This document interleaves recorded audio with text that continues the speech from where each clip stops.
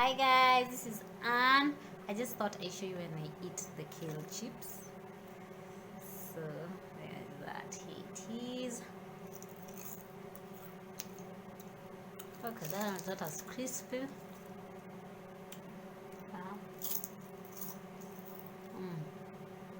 These things are so delicious.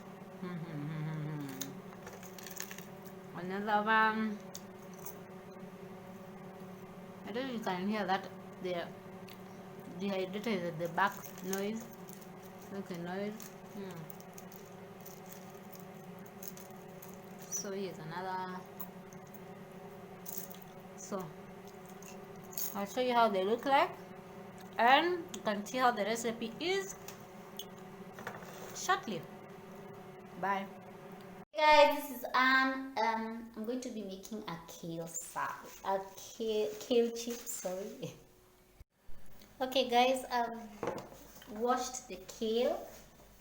This is the kale. You can use the normal kale if you don't know which kind of kale this is. You can just use the normal kind of kale. I just cut it into small pieces. Some I haven't. Yeah, just like that. Oh my. So that's what it is. So this is a spinach, vegetable spinach. It's an old one, as you can see. So what it's going to do is going to remove as much water from the kale as possible. So I'm not supposed to overload it, but yeah, I'll just show you as I spin it once. Then you can use whichever method you have to make sure that it's completely dry, so you can be able to soak up all the sauce without it being without it's not able to soak it up. So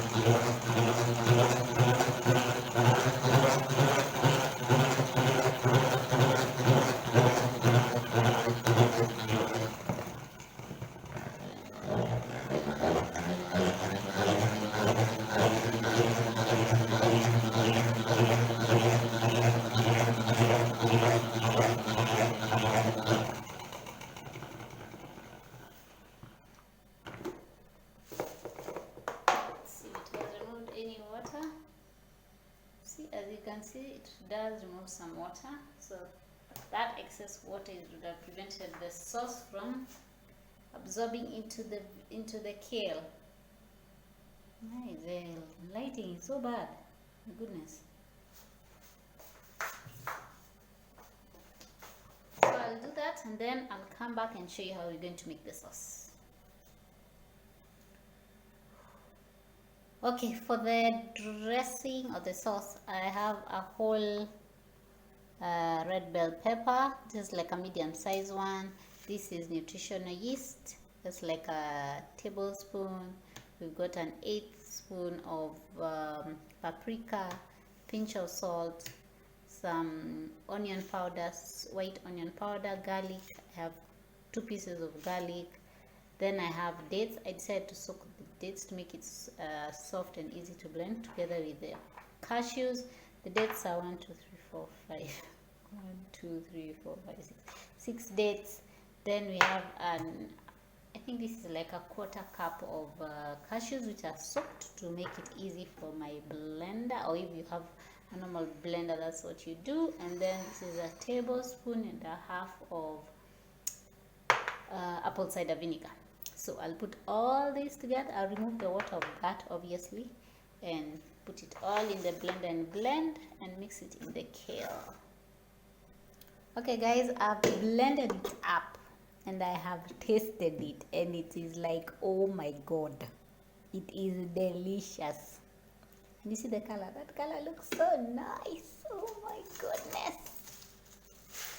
Okay, as you can see, I have overloaded the container with that. I think I'm going to save it for something else. This dressing, it's on a point. Shouldn't be eating so late. Okay, we'll first try that. So what is going to happen is I'm going to massage it all up in there. Make sure your hands are clean. Mine are very clean, and even though they are not, all this is entering into my stomach. It's gotta be lovely. Don't you love when a recipe comes together so lovely? Are you guys done on Zoo when you're making food, when a little bit falls down, you feel like, oh my goodness, I have to pick every ounce of goodness. This thing is so delicious. I can imagine how the kale is going to be. I think apparently I have to use all of it. So I'm going to use my hands, people.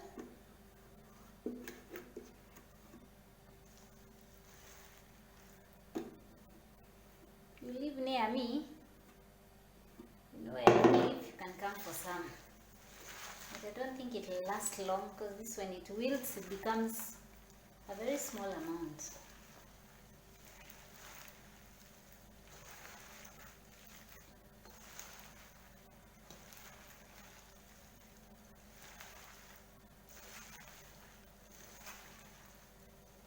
So when your kale looks like you bought too much, this is what you do with it.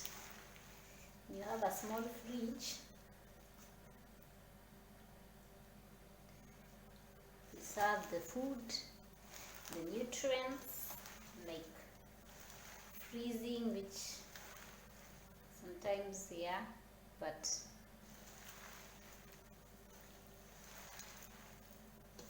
so you see, if I had done this and it had a lot of water, all the sauce would go down. It will not incorporate into the kale as it's doing now. So it's almost cheese-like because of the nutritional yeast and the apple cider vinegar. So it is delicious. Make sure when you're making your sauce, it's, if you can just follow from the examples, the ingredients I had for the sauce. I might be talking all this and I might end up forwarding. Okay, that's it, guys. Welcome. Now we're going to put them on the trays. I don't have a formula for that, because sometimes if you are too picky about it, you sleep here. So the first time I made a kale salad, I made it in the oven, put it at the lowest temperature. So what I did is I just left the dough ajar slightly. You understand what that means? That would be awesome, because that's the first way I made my kale salad. So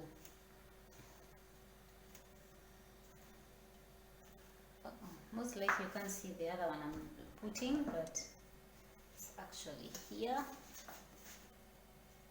So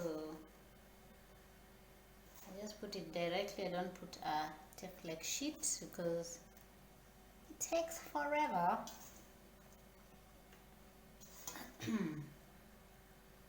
Just that.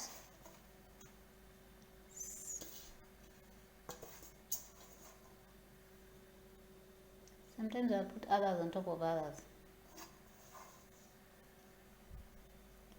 It doesn't have to be perfect, it will dry eventually. Me, I dry it for, it always dries for around 4 hours, so that's the hours it takes. If you forget and it dries, then it will just be more crisp.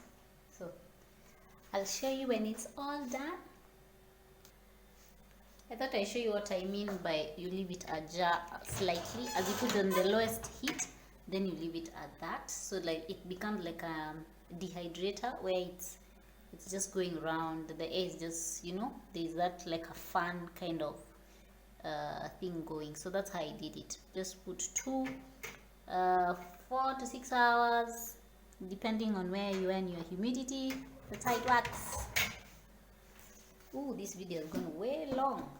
Anyway, and now it's refusing to focus. I apologize. Yeah, something like that. So, see you in a few minutes, basically. Hey guys, now I've already dried the kale chips. They are nice and crispy. I'll just eat some as you see me eating. They are delicious. So they've dried, as you can even hear. See, they are so nice and crispy. So I'll just show you as I eat one.